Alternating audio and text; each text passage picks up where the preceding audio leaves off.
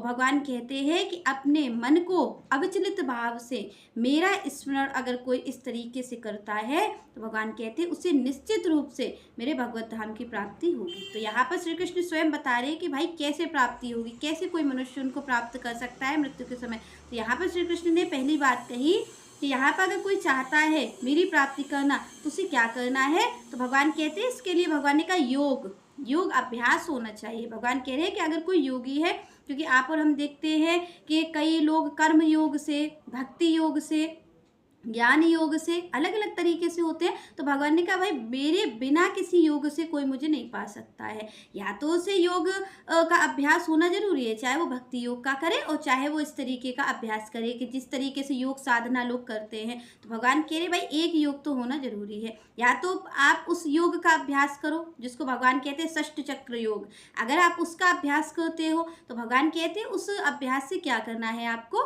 कि आपको अपने प्राणों को आज्ञा चक्र में ले जाना है। भगवान कह रहे भ्रुवो मध्य, भगवान ने कहा जो भौवें हैं दोनों उनके मध्य में यानी आज्ञा चक्र में, जहाँ पर आप और हम लोग तिलक लगाते हैं। तो भगवान कह रहे हैं कि भाई वहाँ पर प्राणों को स्थिर करना है वो अविचलित भाव से। अगर मेरा भक्त योग अभ्यास द्वारा, षष्ठ चक्र योग द्वारा, भगवान कह रहे हैं कि अगर वो अपने प्राणों को आज्ञा चक्र में ले जाता है तो यहाँ पर श्री कृष्ण कहते हैं उसके बाद उसको मन से अविचलित भाव से मेरा स्मरण करना है। भगवान कह रहे तब उसे निश्चित रूप से मेरी प्राप्ति हो सकेगी। तो आप और हम लोग ये कार्य नहीं कर सकते हैं क्योंकि आज के मनुष्य के लिए योग कर पाना बड़ा ही कठिन कार्य है। तो यहाँ पर हमें कौन सा योग का सहारा लेना पड़ेगा, क्योंकि एक योग तो भगवान ने कहा या तो आपको षष्ठ चक्र योग आता हो या फिर दूसरा भक्ति योग। तो आपके हमारे लिए क्या है, भक्ति योग। तो यहाँ पर अगर आप और हम कृष्ण भावनामृत हैं, भगवान की भक्ति में लगे हुए हैं, जो हमें संतों ने बताया है, जो निर्देश करते हैं संत, अगर उस तरीके से आप और हम चल रहे हैं तो हमारे लिए ये काम आसान हो जाता है। क्योंकि हमें फिर ये योग पद्धति अपनाने की जरूरत नहीं है, हम सेवा से, क्योंकि भगवान क्या कह रहे हैं भाई मेरा स्मरण करना है।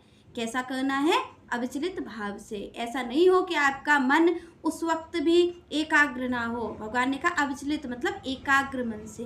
भगवान यहाँ पर कह रहे हैं कि कोई मृत्यु के समय एकाग्र मन से मेरा स्मरण करता है तो उसे निश्चित रूप से मेरे भगवत धाम की प्राप्ति होगी। तो यहाँ पर भगवान ने कहा मेरा स्मरण करता है, तो यहाँ पर आपको हमें अभ्यास करना पड़ेगा, क्योंकि बिना अभ्यास के भगवान का स्मरण हो ही नहीं सकता। तभी भगवान ने कहा कि एक ना एक योग का आपको हमें सहारा लेना पड़ेगा। अभ्यास तो आपको हमें उन्हें स्मरण करने का करना पड़ेगा, क्योंकि यहाँ पर संतों ने कहा है कि बार बार मुनि यतन कराई अंत राम के आवत नाही। तो ये बड़ी कठिन चीज़ है कि अंत समय में भगवान का स्मरण हो जाए, क्योंकि बड़े बड़े संतों का अनुभव रहा है, बड़े बड़े संतों के मुख से भी भगवान का स्मरण नहीं हुआ, उनको भी भगवान का नाम अंत समय में नहीं निकला, उनके मन ने भी भगवान का चिंतन नहीं किया, जो कि बड़े बड़े ऋषि हुए। क्योंकि जो मृत्यु के समय स्थिति होती है वो बड़ी ही कठिन होती है। मृत्यु के समय हमारा पूरा जो जीवन होता है वही चीज़ें हमारे सामने आने लग जाती हैं।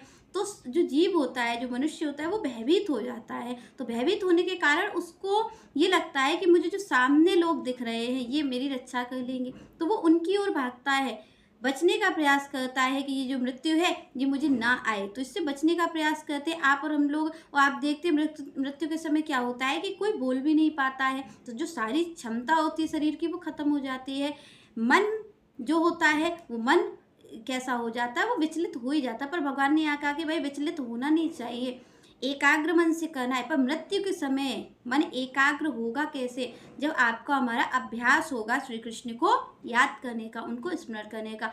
अगर आप और हम निरंतर यहाँ पर, तभी भगवान ने पहले ही कहा कि अभ्यास, यहाँ पर श्री कृष्ण कहते हैं कि भाई मुझे याद करने का, मेरा स्मरण करने का जीव को निरंतर अभ्यास होना चाहिए। क्योंकि आप और हम लोग कोई चीज़ कब कर सकते हैं, जिसका हमें अभ्यास होगा। जो अभ्यास होगा वो हम अपने आप ही कर लेंगे, और कोई नई चीज़ होगी उसके लिए हमें प्रयास से करना पड़ेगा। पर मृत्यु के समय जो मन हमारा होता है वो वैसे भी स्थिर नहीं रहता है, वो बहुत परेशान हो जाता है। इस कारण भगवान को याद कर पाना मुश्किल हो जाता है और असंभव है एक तरीके से। क्योंकि अगर आपने किसी भक्ति योग का या फिर जो भगवान यहाँ पर बता रहे योग अभ्यास का, षष्ठ चक्र योग का, अगर आपने सहारा नहीं लिया है, उसका अभ्यास नहीं किया है अपने जीवन में, तो यहाँ पर श्री कृष्ण स्वयं कह रहे हैं कि जीव मेरा स्मरण नहीं कर सकता, उसे एक ना एक योग का सहारा लेना पड़ेगा। अपने जीवन में उसको चाहे एक ना एक योग का अभ्यास करना पड़ेगा। बिना उस अभ्यास के आप और हम सोचें, जो कि कई लोग ये कहते हैं कि भाई अंत समय में ही लेना है, भगवान ने प्रयाण काले ही कहा है, मृत्यु के समय ही कहा है, तो आप और हम लोग कहते हैं कि भाई अभी लेके क्या करेंगे, क्योंकि हमें तो मृत्यु के समय लेना है, तो हम तभी ले लेंगे और हमें भगवत धाम की प्राप्ति हो जाएगी। तो यहाँ पर ये संभव नहीं है, क्योंकि आप और हम देखिए एकदम से अगर हमारे जीवन में कोई मुसीबत आ जाती है तो उस वक्त क्या हम भगवान का नाम ले पाते हैं? क्या हमारा मन इतना स्थिर होता है कि एकदम से हमारे सामने कोई मुसीबत आ गई और हम भगवान का स्मरण कर रहे हैं? जब हम छोटी सी मुसीबत में भगवान का स्मरण नहीं कर पाते हैं, हम अपने जो अपने जन हैं उनकी ओर देखते हैं कि मुझे ये बचा लेगा, मुझे ये बचा लेगा। जब हमारी स्थिति अभी ऐसी हो सकती है तो मृत्यु के समय तो कितना कष्ट होगा, कितना भय होगा, कितने भय होंगे हम भयभीत, तो हम भगवान की याद कैसे कर पाएंगे? पर जिसको जीवन में अपने भक्ति योग से वो भगवान की सेवा करता है, संतों की सेवा करता है, सत्संग सुनता है, उसकी भगवान में प्रीति है, तो वो निश्चित रूप से भगवान का स्मरण छोटे छोटे कष्टों में भी करेगा। जो छोटे छोटे कष्टों में भी संसार की ओर ना देख करके श्री कृष्ण की ओर देखता है, वो निश्चित रूप से अगर उस पर बहुत बड़ा कष्ट, मृत्यु का भी कष्ट आएगा तो भी वो भगवान की ओर ही देखेगा, क्योंकि उसको अभ्यास है। क्योंकि आप और हमने जैसे कि आप देखिए एक छोटा बच्चा होता है, उस पर कोई कष्ट आए तो वो किसकी ओर देखता है? वो किसी रिश्तेदार की ओर नहीं देखेगा, वो अपनी सामर्थ्य भी नहीं लगाएगा, वो अपने माँ बाप की ओर देखता है कि ये माँ बाप है, ये मेरी रक्षा करेंगे। ऐसे ही जो भक्त होता है वो कभी भी किसी और की ओर नहीं देखेगा, कभी भी संसार की ओर नहीं देखेगा कि मुझ पे आज ये कष्ट आया है तो संसार मेरी रक्षा कर लेगा। वो जानता है कि ये जो संसार है ये भगवान का ही रचाया हुआ है, ये मेरी सामर्थ्य जो मुझ पे कष्ट आया है वो संसार की सामर्थ्य नहीं है बचाने की। कौन रक्षा करेगा इस वक्त, कौन इससे बचाएगा? उससे स्वयं भगवान ही बचा सकते हैं। तो भक्त हमेशा भगवान की ओर देखता है। अगर आप और हमारे जीवन में अभ्यास है कि हमारे जीवन में कोई कष्ट आता है तो हम किसी और की ओर नहीं देखते, हम केवल और केवल श्री कृष्ण की ओर देखते हैं, तो अंत काल में भी हमें भगवान का स्मरण आएगा। क्योंकि अंत काल जैसा कष्ट आपको और हमें कभी नहीं मिल सकता। जितना कष्ट मृत्यु के समय मिलता है उतना कष्ट पूरे जीवन में नहीं मिल सकता है।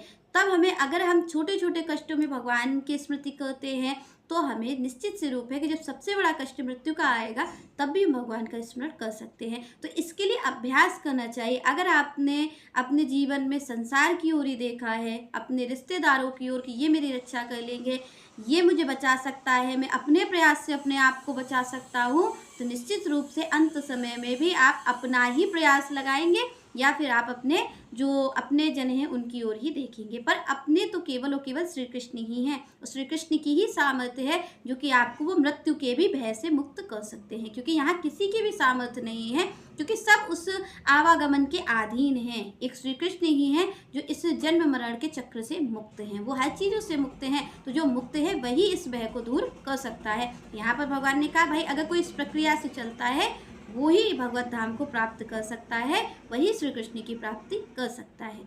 चलिए नेक्स्ट चर्चा हम नेक्स्ट वीडियो में करेंगे। तब तक के लिए जय श्री राधे, जय श्री कृष्ण।